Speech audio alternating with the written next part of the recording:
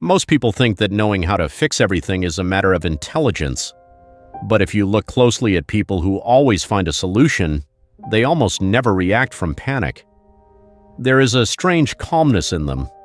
Not because they don't feel pressure, not because they know exactly what to do, but because at some point in their life they learn that problems can be touched. And that completely changes the way someone moves around the world. There are people who, when something breaks, get stuck. The car makes a strange noise, the computer stops working. A discussion begins to get out of control. A problem appears and almost instantly they feel that something inside them goes out. And then there are the other people, those who look at the problem, stay silent for a few seconds, and start doing something. They don't always know how to solve it, but they act as if there was a possible solution. And from the outside, it seems almost a superpower, because while some feel anxiety, they feel curiosity. And the strangest thing is that many times they are not necessarily the smartest people, not the most prepared, not even those who have the most experience. So what do they have exactly? Psychologist Albert Bandura spoke of something very important at the end of the 70s, a concept called self-efficacy, which basically means this: the deep belief that you are able to handle what you have in front of you. Not empty optimism, not motivational phrases, but an internal feeling of, I have already solved things before. I can try to solve this too. And that belief completely changes the way a person responds to chaos. Because when someone believes that they can influence the result, their brain does not enter defeat mode so quickly. It persists longer, tolerates frustration better, thinks more clearly under pressure. And the longer you try to understand a problem, the more possibilities you have to solve it. It seems obvious, but almost no one thinks about this. Many people do not fail because they are not capable. They fail because their nervous system gives up ahead of time. And normally, everything starts much earlier than we imagine. It starts in small moments. A child trying to fix something for the first time. A cable, a door, a broken toy, a computer that stopped working. And suddenly it works. That moment seems insignificant, but psychologically it is huge. Because the brain records something very important.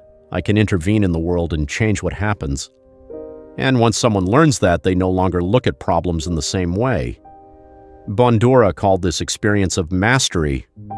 Small experiences where you do something and see a result. And according to decades of research, they are one of the most powerful sources of psychological confidence that exist. Not that someone tells you you are capable, but you check it yourself.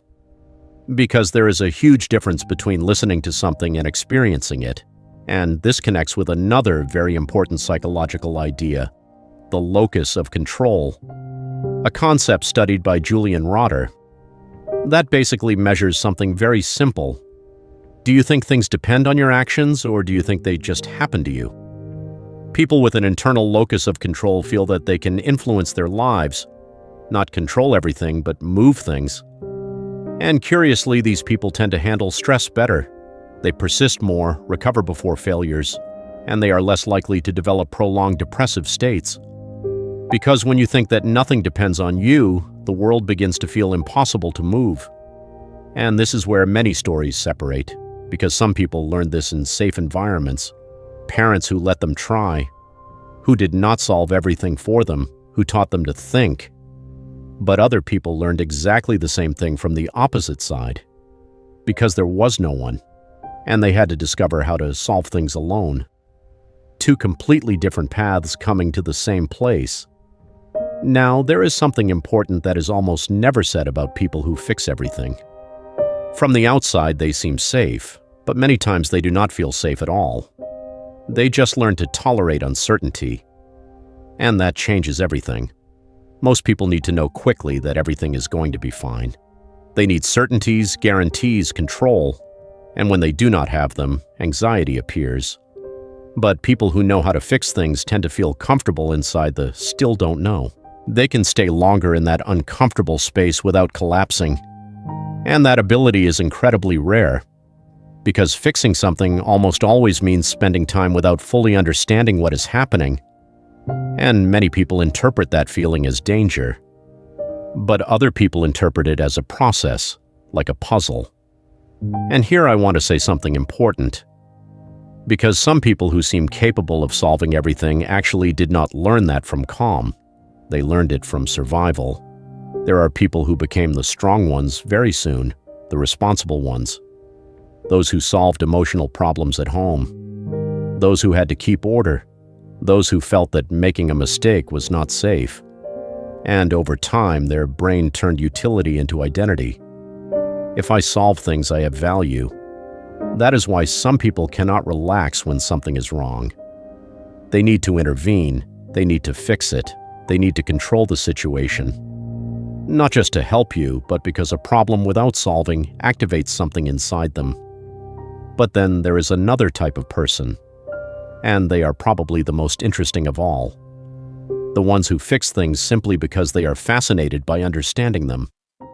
There are people who enjoy discovering how something works, how it breaks, why it failed, what part was missing. And when they fix something, they do not feel relief, they feel fascination. They are the people who disassemble something already fixed just to understand it better. The ones who ask questions that no one did. The ones who explain unnecessary details with genuine enthusiasm. Because for them, the process of understanding is fun, and spending time with people like that changes your way of thinking a lot, because without realizing it, they teach you something very important. Not knowing how to do something does not mean that you will never know how to do it. It just means that you still do not understand it. And that may sound small, but psychologically it is huge, because that feeling of I am not the type of person capable of doing this ceases to exist. And another completely different one appears. Maybe I just have not practiced enough yet. And probably while you listen to this, you are identifying with one of the two sides. Maybe you are the person who always fixes things, and you never thought where that comes from. Or maybe you are the person who always needs help, and that makes you feel insufficient. But I want to tell you something important. Externalizing everything is not usually a lack of capacity, it is usually a story. An accumulation of experiences where you learn that the problems were too big, too complex, or too dangerous to face alone. And the important thing is that this is not permanent. Because self-efficacy does not appear suddenly, it is built. With small things. Tighten a screw. Make that call. Try to solve something before asking for help. Stay a few more minutes in front of the problem without fleeing immediately. That's where it all begins, because every little experience where you do something and it works changes slightly the way your brain perceives itself. And over time, that accumulation changes your identity.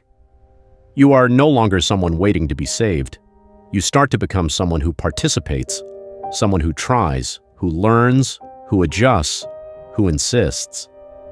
And maybe that's really what differentiates people who seem able to fix everything. Not that they are less afraid, but they learn that fear does not mean that they must stop. Because in the end, almost everything that seems impossible to fix today was once simply something that nobody understood yet. And maybe the difference between people who collapse in front of a problem and those who end up solving it is that some see an end, and others see the beginning of something that can still be understood. If this felt like you, subscribe. See you in the next one.